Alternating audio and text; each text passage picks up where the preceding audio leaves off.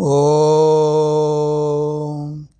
स्थापकाय च धर्मस्य सर्वधर्मस्वरूपिणे अवतारवरिष्ठाय रामकृष्णाय ते नमः।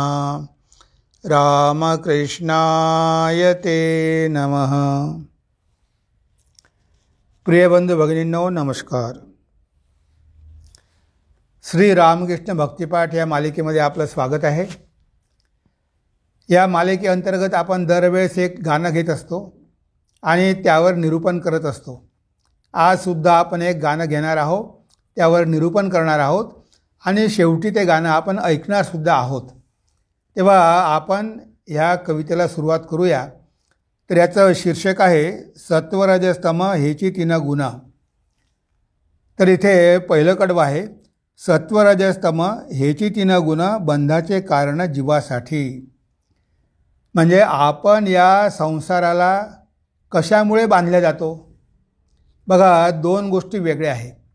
एक आहे प्रकृती आणि दुसरा आहे पुरुष। तेव्हा हे प्रकृती आणि पुरुष हे दोन्ही वेगवेगळे आहे, पण जेव्हा ते दोन एकत्र येतात तेव्हा आपल्याला जीवत्व प्राप्त होते।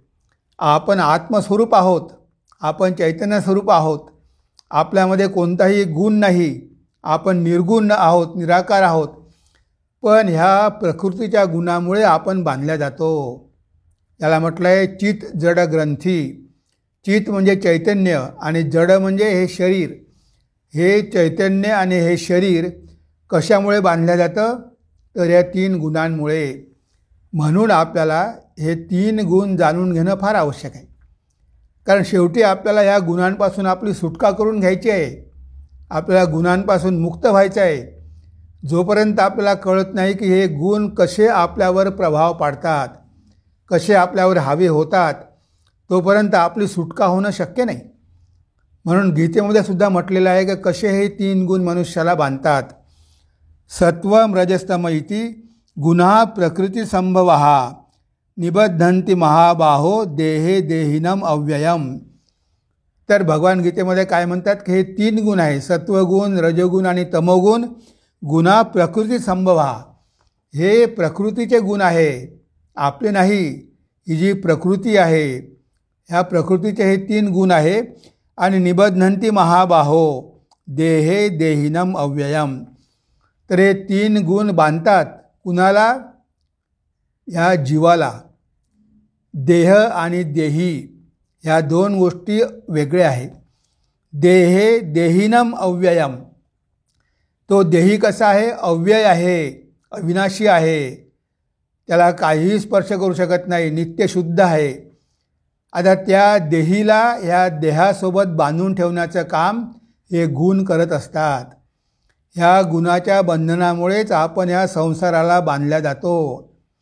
जरी आपला ह्या गुणांशी काहीही संबंध नाही, पण जेव्हा हे चैतन्य ह्या गुणांच्या बंधनात पडते तेव्हा ते जीव चैतन्य होते आणि संसारामध्ये पुन्हा पुन्हा त्याला जन्म घ्यावा लागतो।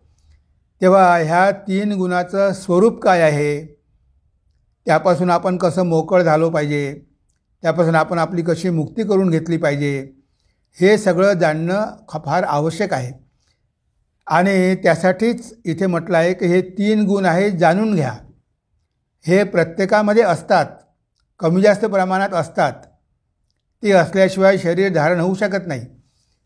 तरीसुद्धा आपल्याला आपल्यामधला सत्वगुण वाढवायचा आहे आणि शेवटी आपल्याला त्याच्या पलीकडे पण जायचं आहे।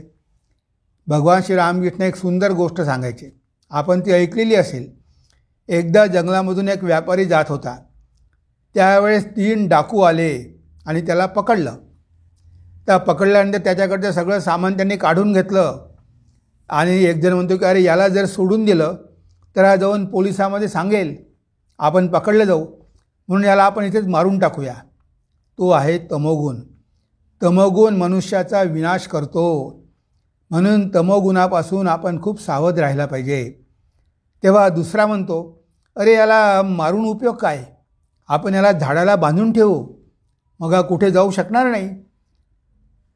आणि त्याला झाडाला बांधून ठेवतात। दोराने त्याला झाडाला पक्क बांधून ठेवतात, त्याच्या तोंडामध्ये ते एक कापूस घालतात, त्याला ओरडू देत नाही आणि बांधून ठेवतात आणि निघून जातात. जेव्हा ते निघून जातात तेव्हा तिसरा डाकू आहे, तो तिसरा डाकू परत येतो आणि परत येऊन त्याची सगळी बंधनं मुक्त करतो.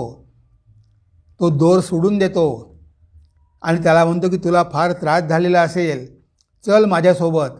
तो त्याला रस्ता दाखवतो आणि नदीच्या पलीकडे त्याचं गाव असते आणि तो तिसरा डाकू म्हणतो की बघ तुझं गाव तिथे आहे, तू ही नदी पार करून जा. तो व्यापारी म्हणतो की तुम्ही पण माझ्या घरी या, तुम्ही माझ्यावर खूप उपकार केले, मला मुक्त केलं बंधनापासून, माझा प्राण वाचवला. पण तो म्हणतो की मी येऊ शकत नाही, कारण मी सुद्धा डाकूच आहे. मी जर आलो तर मला पोलीस पकडतील, म्हणून मी तुम्हाला रस्ता दाखवू शकतो पण तुम्हालाच जावं लागेल. तो आहे सत्वगुण. तर अशा प्रकारे हे 3 गुण आहे. त्यामध्ये सगळ्यात विनाशकारी म्हणजे तमोगुण, नंतर रजोगुण आणि सत्वगुण. शेवटी सत्वगुणाच्या पण पलीकडे जायचं आहे. गुणांचा प्रभाव असे जीवांवर स्वभावानुसार कर्म करी. ह्या गुणांचा आपल्यावर खूप प्रभाव असतो. आपल्या कळत नकळत आपल्यावर ते प्रभाव पाडत असतात. म्हणजे आपण त्यांच्या कह्यामध्येच असतो. आपण प्रयत्न करूनही मोकळ होऊ शकत नाही. बरेचदा आपण बघतो या जगामध्ये वेगवेगळे लोक आहे आणि वेगवेगळ्या प्रकारचे कृत्य करतात. काही लोक असतात ते नुसते गुन्हेच करतात, मारामारी करणं, लोकांचा खून करणं, हे सगळं करणं, चोऱ्या करणं. आता हे असे का करतात? आता आपण जर विचार केला की कुणाला वाटतं की आपण वाईट व्हावं, पण हे लोक असे वाईट कृत्य का करतात?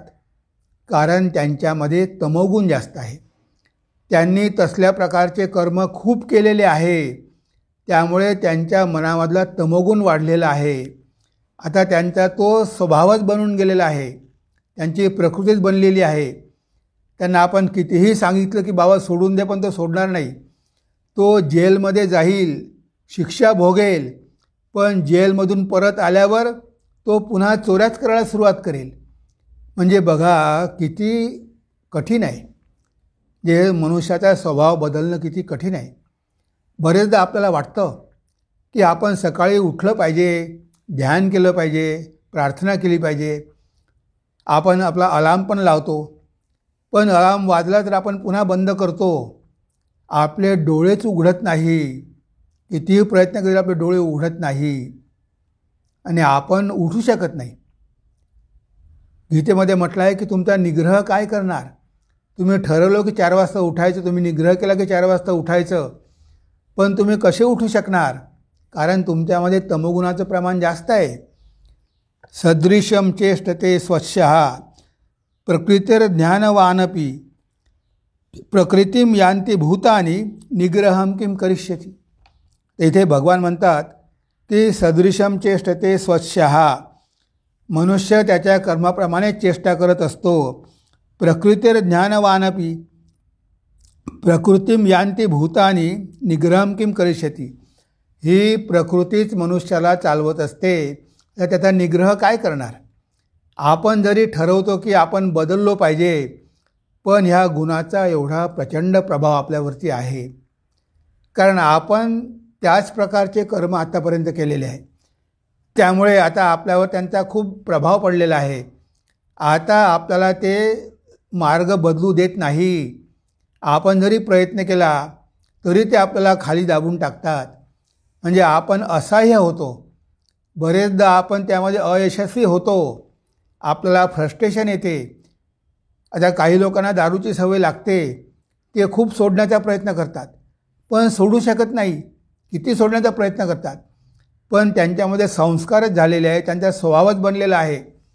इतके वर्ष पीत आलेले आहे की स्वभाव झाला की दारू पिल्याशिवाय जमत नाही. असा गुणांचा प्रभाव आपल्यावरती आहे. आपण लोकांना दोष देतो की हे लोक असे का करतात. दोष देऊन काहीही उपयोग नाही. त्याचा स्वभाव कसा बदलेल हा प्रयत्न आपल्याला करावा लागेल. कारण शेवटी त्याचा खरा स्वभाव आत्मस्वरूप आहे. त्या आत्म्यामध्ये गुण मुळीच नाही. हे गुण सगळे वरवरचे आहे, हे सगळे मनामध्ये आहे, तेव्हा आपण त्याला योग्य मार्ग दाखवू शकतो, त्याचे हे गुण कमी करू शकतो. गुणाचा प्रभाव कमी झाला की त्याची कर्म आपोआपच बदलेल. पण जोपर्यंत त्याच्या मनामध्ये या गुणाचा प्रभाव आहे तोपर्यंत ती व्यक्ती बदलू शकणार नाही. आपण नुसते दोष बघून काहीच उपयोग नाही. त्याला योग्य मार्गाने आपल्याला घेऊन जावं लागेल. आणि हे कार्य एकदम होणारं नाही, हे हळूहळू होत असते. एका दिवसामध्ये कुणी तमोगुणामधून रजोगुणामध्ये जाऊ शकत नाही. तर ते हळूहळू ते संस्कार काढावे लागतात. जरी कठीण आहे पण अशक्य असं काहीही नाही. तर बघा की या गुणाच्या प्रभावाखाली येऊन मनुष्य या जगामध्ये काय काय करतो आणि शेवटी स्वतःच दुःख ओढवून घेतो. त्याला कळत पण नाही की आपण हे जे करतो आहे ते वाईट आहे, यामुळे आपल्याला दुःख भोगावे लागेल हे सुद्धा त्याला कळत नाही. असे हे प्रकृतीचे गुण आहे. भगवंताची मायाच तशी आहे. दैवी हेषा गुणमयी, ही माया गुणमयी आहे. तिच्यामध्ये 3 शक्ती आहे, रजोगुण, तमोगुण, सत्वगुण, आणि त्यामुळे ती जीवाला या संसारामध्ये बांधून ठेवत असते. आता तमोगुण कसा आहे बघा. तमोगुणाकरी जीवांचा विनाश निद्रा आळसात ठेवून या.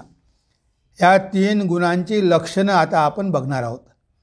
कारण जोपर्यंत ह्या 3 गुणांचं कार्य काय आहे ते आपल्याला कळत नाही तोपर्यंत आपण त्या गुणापासून मुक्त होऊ शकत नाही. मुक्त होण्यासाठी प्रयत्न पण करणार नाही आपण. तेव्हा आपल्यामध्ये तमोगुण आहे, आपल्यामध्ये तमोगुणाचं प्रमाण जास्त आहे. याचं लक्षण म्हणजे आळस आणि निद्रा. निद्रा आळसात ठेवून या. हा तमोगुण मनुष्याला आळसी करतो. त्याला रात्रंदिवस झोपूनच ठेवतो. त्याला कोणतंही कार्य करू देत नाही. आणि त्याची बुद्धीसुद्धा खूप मंद असते. त्याचं मन, त्याची बुद्धीसुद्धा कार्य करत नाही. आपण म्हणतो मंदमती. आता बरेच विद्यार्थी मंदमती असतात. त्यांच्यामध्ये विचार करण्याची क्षमता पण नसते आणि रात्रंदिवस पडून राहणंच त्यांना आवडतं. आता बघा, आपल्या भारतामध्ये एवढा तमोगुण वाढलेला होता की आपण ब्रिटिशांच्या राज्यामध्ये समाधान मानायचो. आपल्याला वाटायचं की आपण चांगलेच आहोत, कारण आपल्याला थोडंफार मिळते. म्हणजे आपण गुलाम आहोत आणि ही गुलामी चांगली नाही, जे ही गुलामी झुगारून दिली पाहिजे, हा सुद्धा विचार आपण कधी करू शकलो नाही. बघा आपली काय अवस्था झालेली होती. म्हणजे गुलामीमध्ये आपण आनंदित होतो कारण आपण आळसी होतो. काहीही करण्याची प्रवृत्ती आपल्यामध्ये नव्हती. लोक नुसते पडून राहतात. आता नुसतं पडून राहण्यानं तुमचं दारिद्र्य जाणार आहे का? तुम्हाला पैसे कमवावे लागेल आणि पैसे कमवण्यासाठी मेहनत करावी लागेल. आता मेहनत करायचीच इच्छा नसते. काही काही मुलं 10वीपर्यंत शिकतात आणि पुढे शिकायची त्यांची इच्छाच नसते, कारण मेहनत करावी लागते. कोण डोक्याला एवढा त्रास देईल? त्यांना डोकं वापरायचं नसते. आता अशा प्रकारचे लोक पण समाजामध्ये असतात की त्यांना काहीही करण्याची इच्छा नसते, पण पोट भरण्यासाठी काहीतरी करावं लागतं म्हणून ते कोणतं तरी काम घेतात आणि कसं तरी करतात. जे ते कामसुद्धा ते प्रामाणिकपणे करत नाही. त्या कामामध्ये सुद्धा कामचुकारपणा करतात. त्याला आपण कामचोर म्हणतो. म्हणजे हा आळस आणि निद्रा आणि आपल्यामधल्या मनामध्ये आपल्या बुद्धीमध्ये असलेली जडता, ती आपल्याला पुढे जाऊ देत नाही. तेव्हा आपल्याला हे कळलं पाहिजे की निद्रा आणि आळस हा सोडावा लागेल. त्यासाठी आपल्याला काय करावं लागेल? कर्मशील व्हावं लागेल. आपल्याला कार्यामध्ये स्वतःला प्रवृत्त करावं लागेल. आपल्या स्वभावामुळे ते आपल्याला आवडणार नाही. कोणतंही काम करायला आवडणार नाही. काम करता करता सुद्धा झोप येईल. ध्यान करता करता सुद्धा झोप येईल. वाचन करता करता सुद्धा झोप येईल, कारण तमोगुणाचं प्रमाण जास्त आहे. तरी आपण चिकाटीनं ते करतच राहिलं पाहिजे. आपण जर सोडून दिलं आणि नाही हे काही जमणार नाही तर ते कधीच शक्य नाही. म्हणजे आपल्याला इथे संघर्ष करावा लागेल. आपल्याला कोणत्या नाही कोणत्या कामामध्ये स्वतःला गुंतून घ्यावं लागेल. काहीतरी करावं लागेल. कोणतेही काम करा. तुम्ही वाचन करा, तुम्ही बगीच्यामध्ये काम करा, तुम्ही शेतामध्ये काम करा, पण काहीतरी करा. म्हणजे शरीराला तुम्ही ॲक्टिव्ह ठेवा. नाहीतर ते जड होऊन जाईल, एखाद्या दगडासारखं होईल. मग उपयोग काय? जर या शरीराचा उपयोग केला नाही तर शरीर नष्ट होणार. यूज ऑर लूज ते म्हणतात की शरीराचा तुम्ही वापर केला नाही तर ते शरीर आपोआपच नष्ट होणार. म्हणून जोपर्यंत आपल्यामध्ये एनर्जी आहे, जोपर्यंत कार्य करण्याची शक्ती आहे, तोपर्यंत ह्या शरीराद्वारे आपण कर्म करत राहिलं पाहिजे. सुरुवातीला जरी स्वार्थी कर्म असेल तर काही लोक स्वार्थी कर्म पण करत नाही. परिवाराच्या उदरपोषणाची काही व्यवस्था नाही तरी हे लोक काही पर्वा करत नाही. दारू पिऊन येऊन नुसते झोपा काढतात. आता बघा, यांना आपलं कुटुंब चांगल्या प्रकारे कसं चालवावं हे सुद्धा कळत नाही. आता जर आळसात झोपून राहिले तर कुटुंब चालणार कसं? त्या बायकोला मेहनत करावी लागते, तिला भांडी घासावी लागते, तिला पैसे कमावे लागते आणि हा आपल्या आळसामध्ये पडून असतो. म्हणजे याला स्वतःचा परिवार चांगल्या प्रकारे चालवावा, त्यासाठी आपण प्रयत्न केले पाहिजे. याला आपला परिवार चांगल्या प्रकारे चालावा हे सुद्धा त्याला कळत नाही. तो परिवार चांगल्या प्रकारे चालवायचा असेल तर मेहनत करावी लागेल, पैसे कमवावे लागेल, सगळ्यांना खुश ठेवावं लागेल. मुलांचं शिक्षण आहे, औषधाचे उपचार आहे, कपडे लत्ते आहे, खाणंपिणं आहे, ही सगळी जबाबदारी आहे. पण हा कोणतीच जबाबदारी घ्यायला तयार नाही. आळसामध्येच पडून राहतो. म्हणजे बघा, स्वार्थ पण याला कळत नाही. परमार्थ तर सोडा, निष्काम कर्म तर पुढची गोष्ट आहे, पण स्वतःसाठी सुद्धा काम करण्याची याची इच्छा नाही. आता अशा लोकांची काय अवस्था होईल आपण विचार करू शकतो. म्हणून ह्या तमोगुणाला आपल्यामधून काढून टाकण्यासाठी आपल्याला आपल्यामध्ये रजोगुण आणावा लागेल. आपल्याला कार्यप्रवर व्हावं लागेल. आपल्याला काहीतरी करावं लागेल. नुसतं पडून राहायला होणार नाही.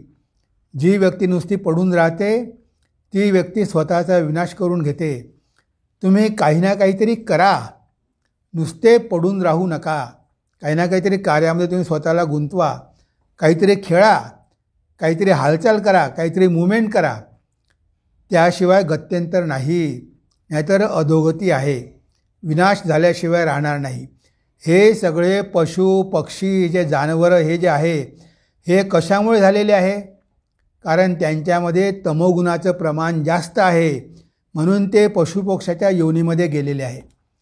84 लक्ष योन्या आहे. आता आपल्याला ही मनुष्य योनी मिळालेली आहे. आता आपल्याला तमोगुणाचं प्रमाण कमी करायचं आहे. जर आपण तमोगुण कमी केला नाही आणि वाढवला तर पुढच्या जन्मामध्ये आपल्याला पुन्हा पशुपक्षी व्हावं लागेल. ही एक सुंदर संधी मिळालेली आहे की आपल्याला मनुष्य शरीर मिळालेलं आहे. ह्या शरीरामध्ये आपण तमोगुणावर मात करू शकतो. आपल्याला पुन्हा खालच्या योनीमध्ये जायची गरज नाही. खालची योनी म्हणजे काय आहे? अधोगती आहे. आपल्याला अधोगती करून घेण्याची गरज नाही.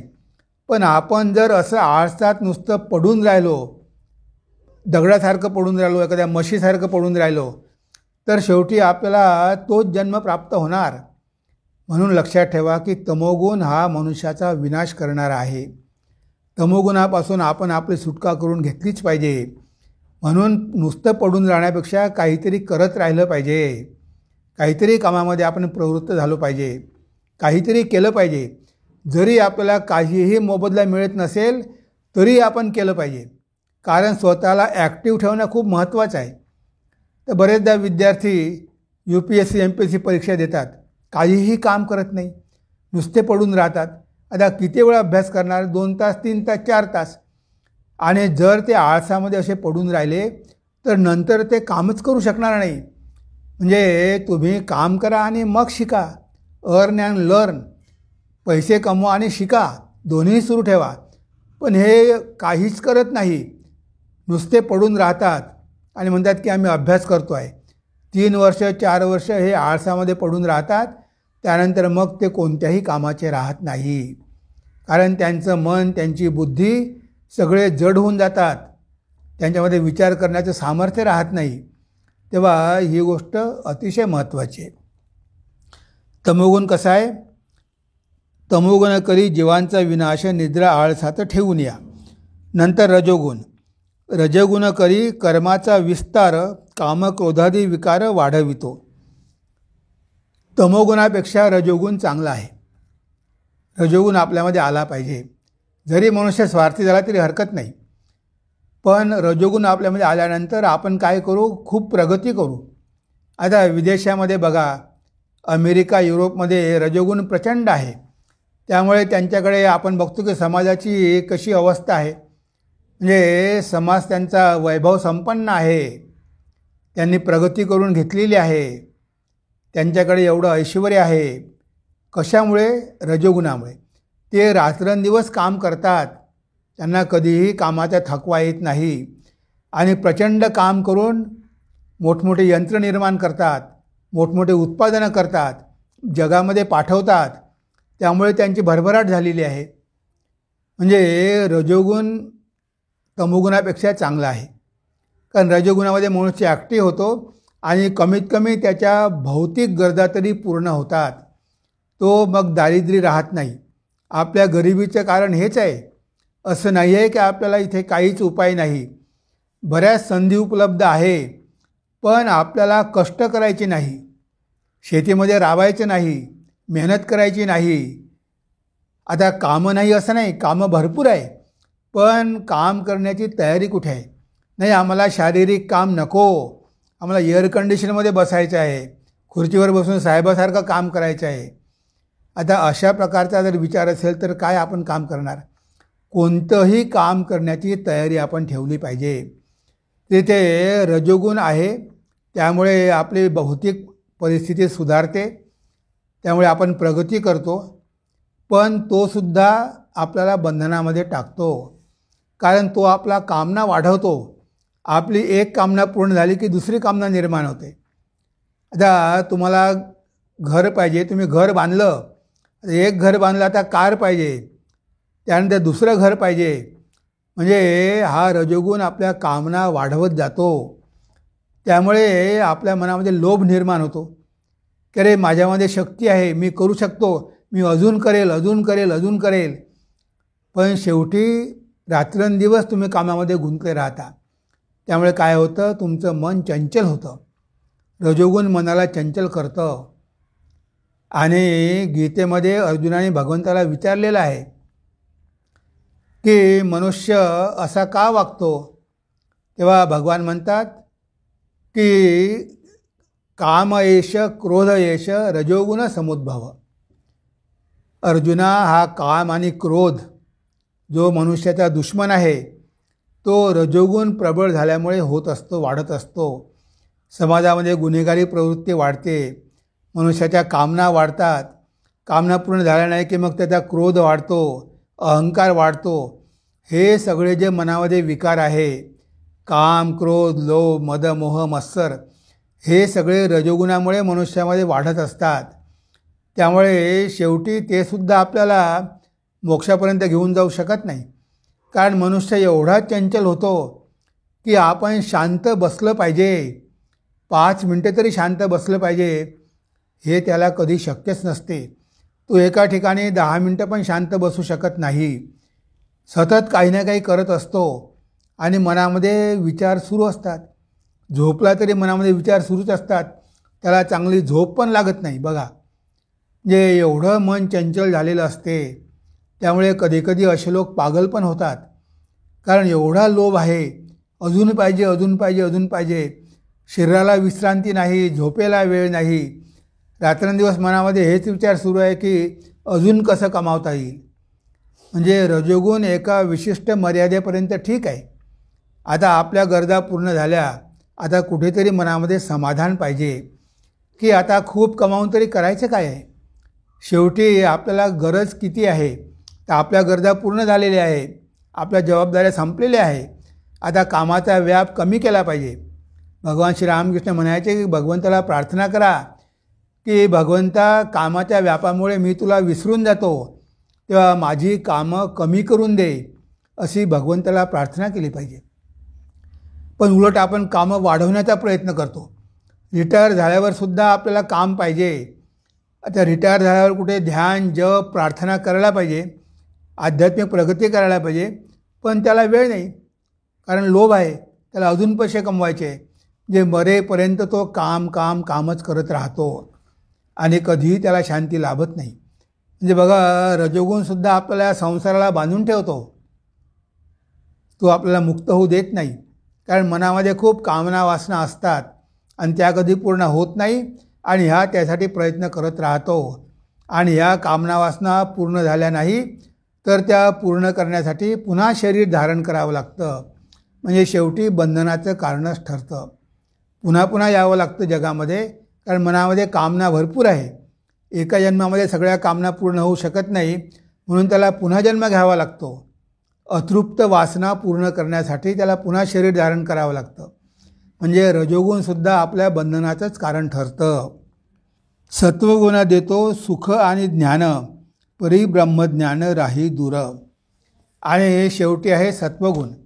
आपल्याला रजोगुणाच्याही पुढे जायचं आहे. रजोगुणाच्याद्वारे आपल्याला तमोगुणाला जिंकायचं आहे आणि सत्वगुणाद्वारे रजोगुणाला जिंकायचं आहे. आता सत्वगुण आपल्याला काय देतो? आपल्याला सुख देतो. म्हणजे आपण जर कर्म केले तर आपल्याला पैसा मिळतो. आता पैसा मिळाले की सुख वाढतात आणि सुख वाढतात, नाव होते, प्रसिद्धी होते. समजा एखादा पंडित आहे, त्याला खूप ज्ञान आहे. आता त्या ज्ञानामुळे त्याला ज्ञानाचाच अहंकार झालेला आहे की मी एवढा मोठा पंडित आहे. तो आहे सत्वगुणी, पण सत्वगुणामुळे त्यानं ज्ञान खूप संपादन केलं, त्याला शास्त्र खूप माहिती आहे, तो चांगला वादविवाद करू शकतो, तर्क करू शकतो.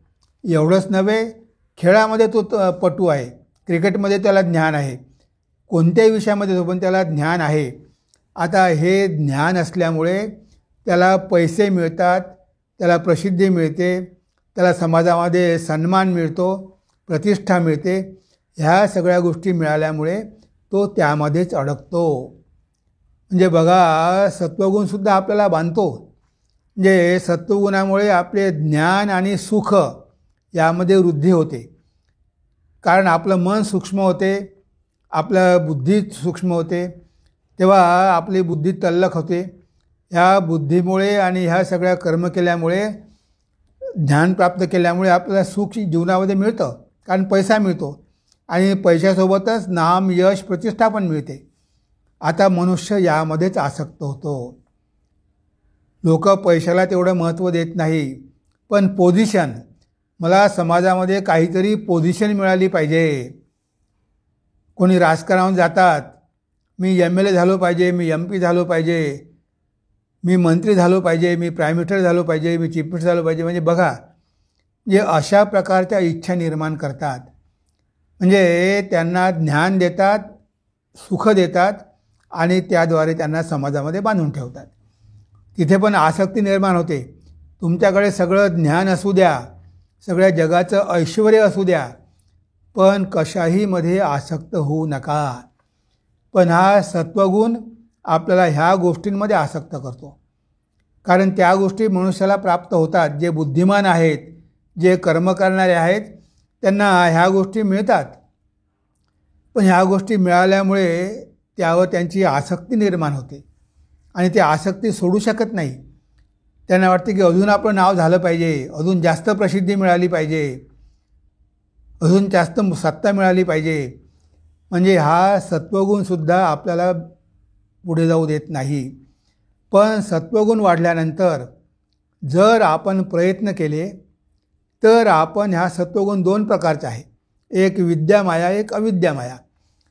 जर आपल्यामध्ये विद्यामाया असेल तर ह्या सत्वगुणामुळे आपलं मन आता कसं झालं आहे, शांत आहे. आपण सत्वगुण वाढल्यानंतर ध्यान जप प्रार्थना हे सगळं करू शकतो. कारण आपल्यामध्ये विवेक आहे. आता आपल्या बुद्धीचा विकास झालेला आहे, आपल्यामध्ये विवेक आहे, विचार आहे. आता आपल्याला वैराग्य वाढवलं पाहिजे. ह्या सगळ्या भौतिक गोष्टीबद्दल आपल्यामध्ये आता वितृष्णा निर्माण झाली पाहिजे. अरे हे सगळं काय आहे, याची एवढी आपण आकांक्षा कशाला करायची, कारण ह्या सगळ्या गोष्टी नश्वर आहे.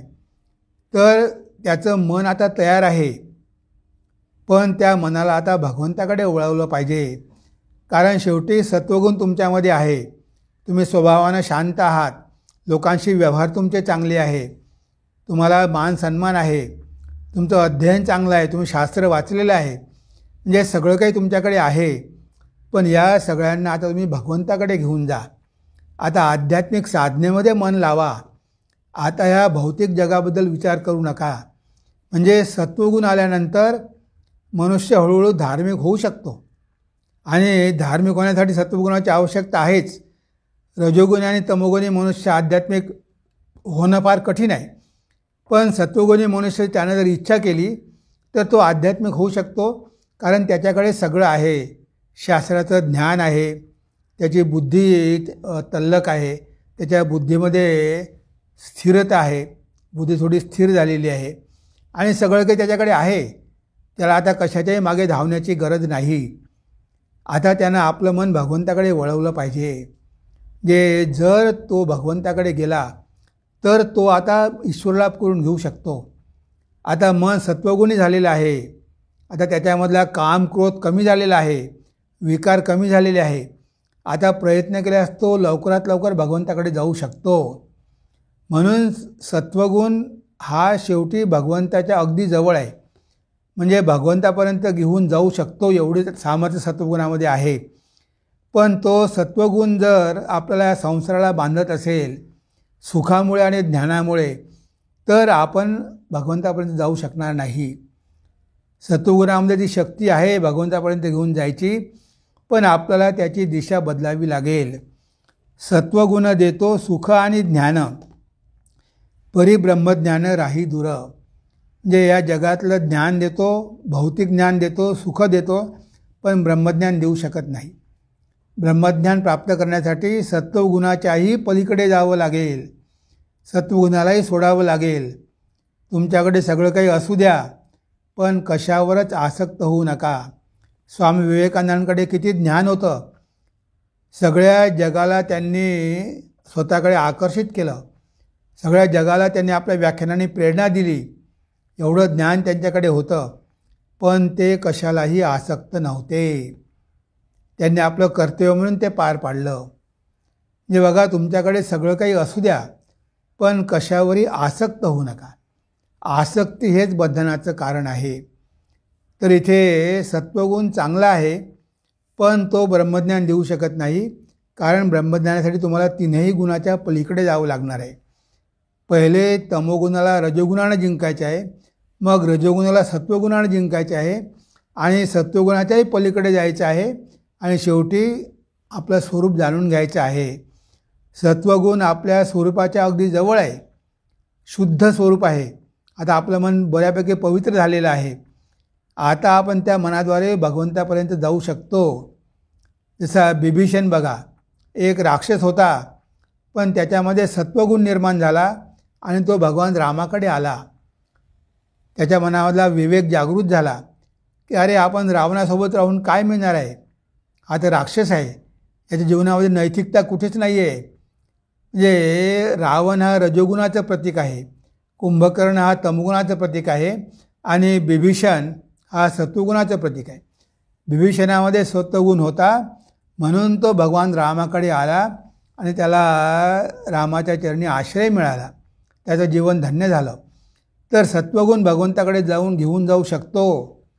पण भगवंताकडे जाण्याची तशी आपली तयारी पाहिजे.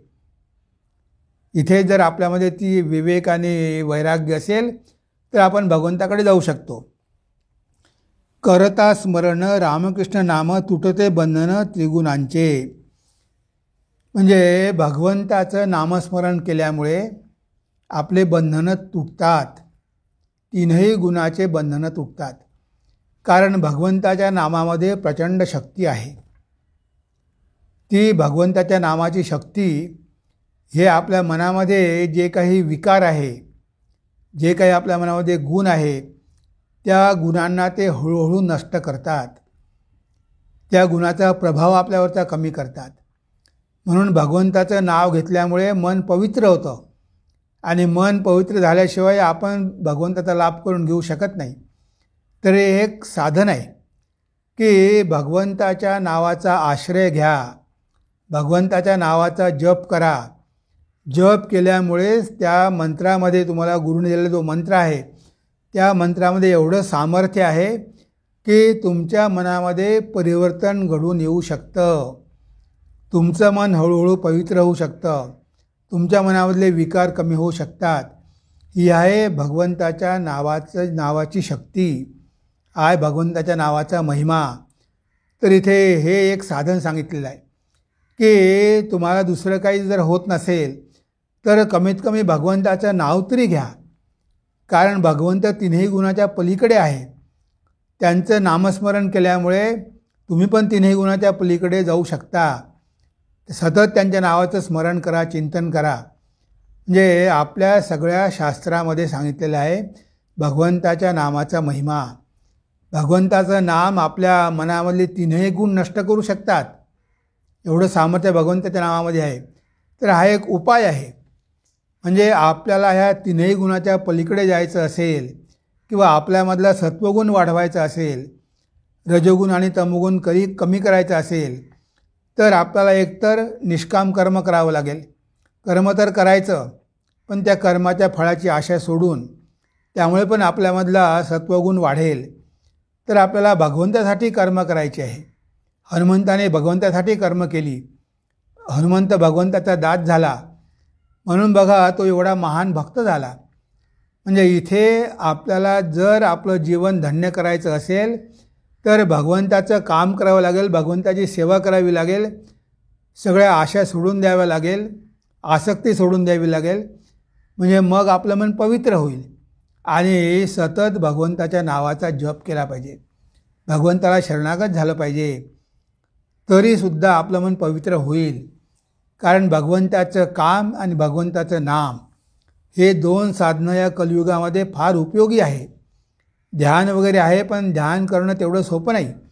आपण ध्यान करायला बसतो, पण कधीकधी आपल्याला झोप येते, आपल्याला कळतही नाही किती वेळ निघून गेला. कारण आपल्यामध्ये तमोगुणाचं प्रमाण जास्त आहे.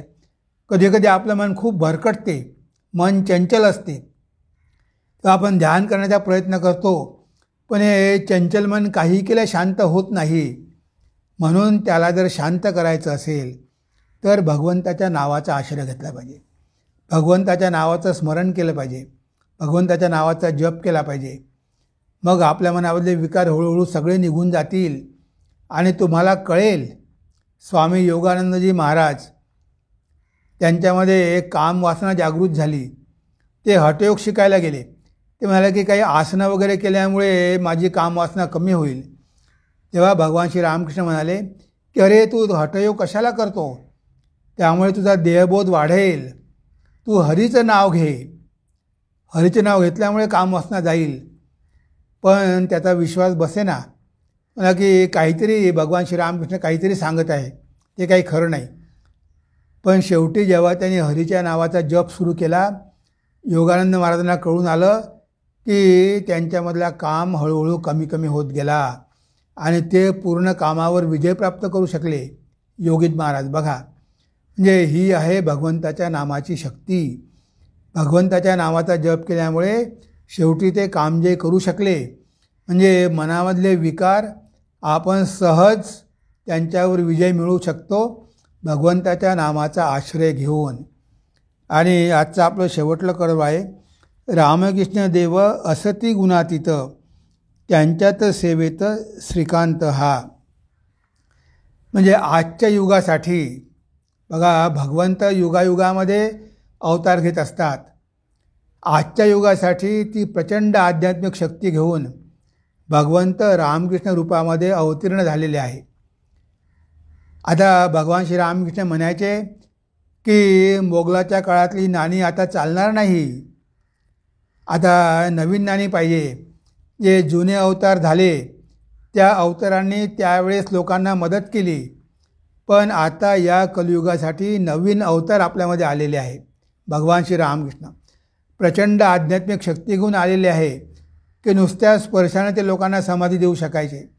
त्यांच्यासोबत स्वामी विवेकानंद, शिवाचा अवतार, साक्षात जगदंबा शारदा देवी आणि 16 संन्यासी शिष्य आणि अनेक गृहस्थ भक्त हे एवढे सगळे आध्यात्मिक शक्ती घेऊन या जगामध्ये आलेले आहे.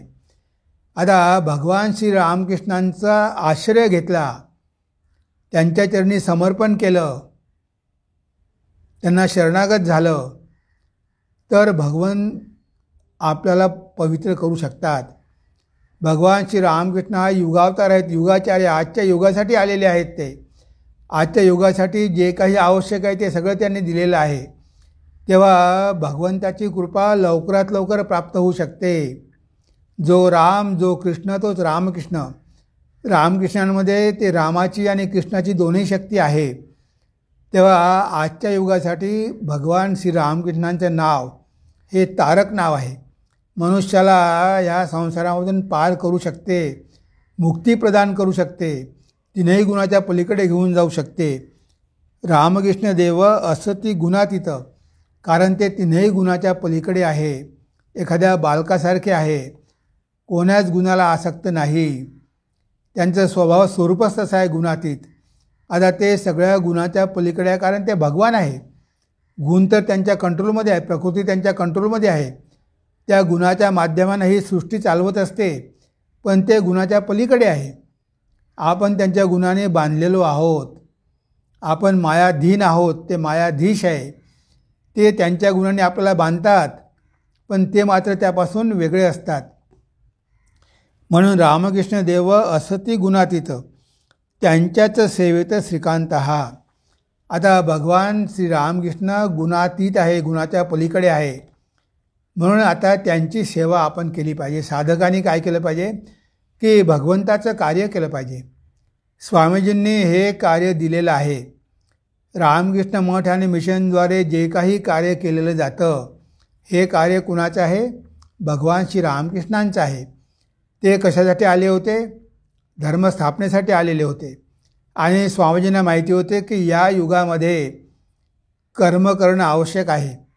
कारण रात्रंदिवस आपण जपध्यान करू शकत नाही, आपलं शरीर पण तेवढं समर्थ नाही आहे. तेव्हा भगवंताचं काम करा. भगवंताचं काम करूनसुद्धा तुम्हाला मुक्ती मिळेल.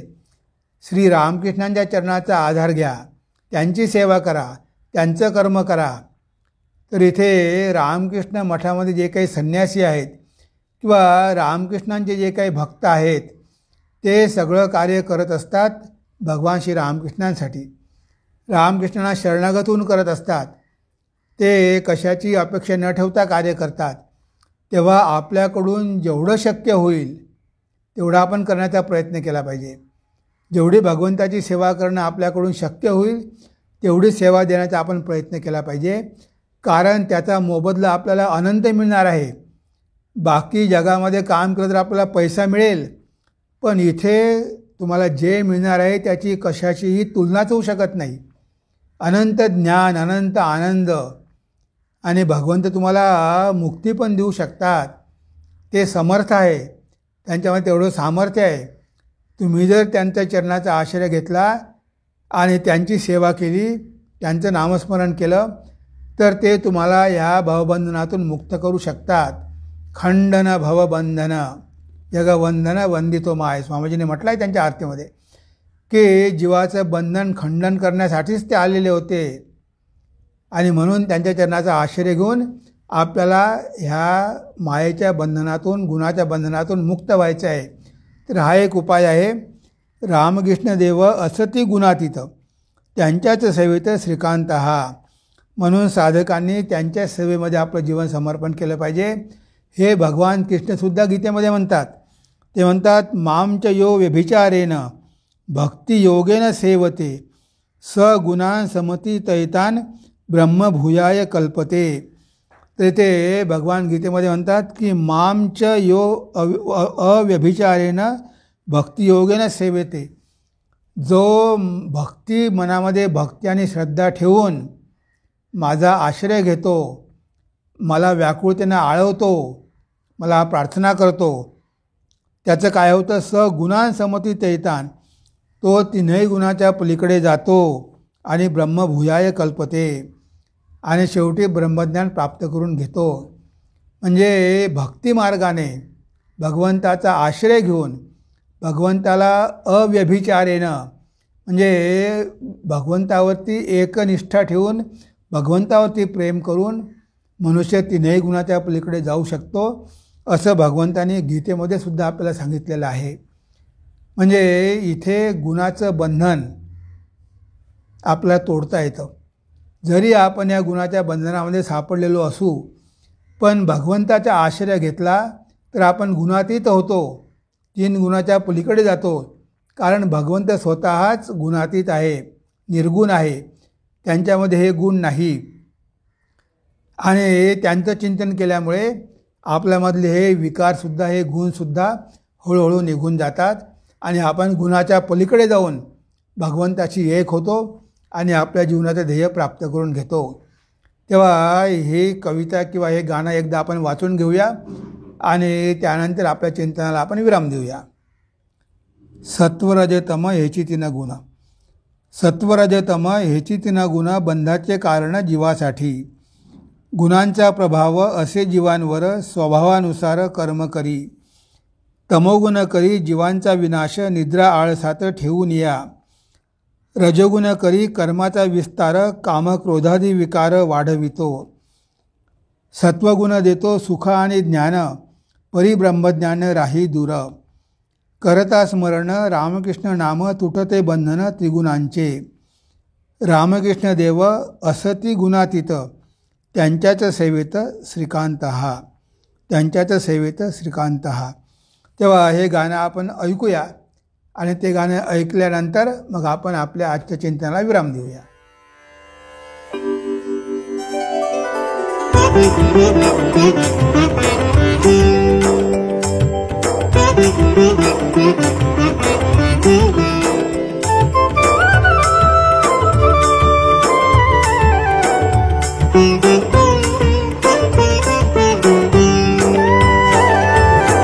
सत्वरजतम हेची 3 गुण.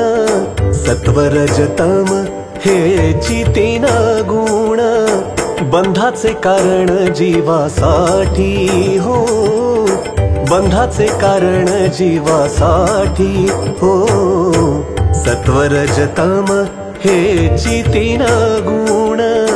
सत्वरजतम हेची 3 गुण बंधाचे कारण जीवासाठी हो. बंधाचे कारण जीवासाठी.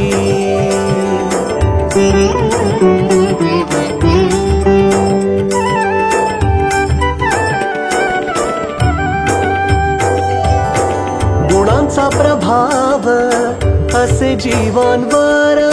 गुणांचा प्रभाव असे जीवांवर स्वभावानुसार कर्म करी हो. स्वभावानुसार कर्म करी. तमोगुण करी विनाश जीवांचा. तमोगुण करी विनाश जीवांचा निद्राळसात ठेवूनिया हो. निद्राळसात ठेवूनिया.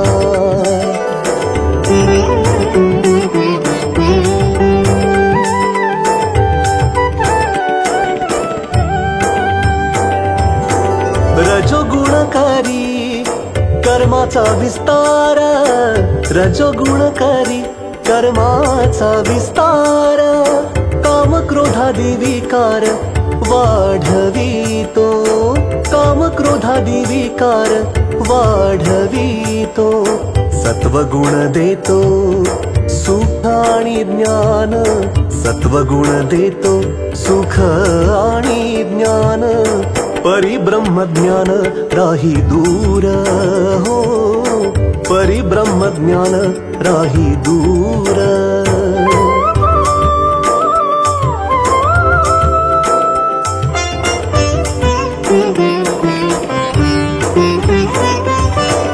करता स्मरण रामकृष्ण नाम. करता स्मरण रामकृष्ण नाम. करता स्मरण रामकृष्ण नाम.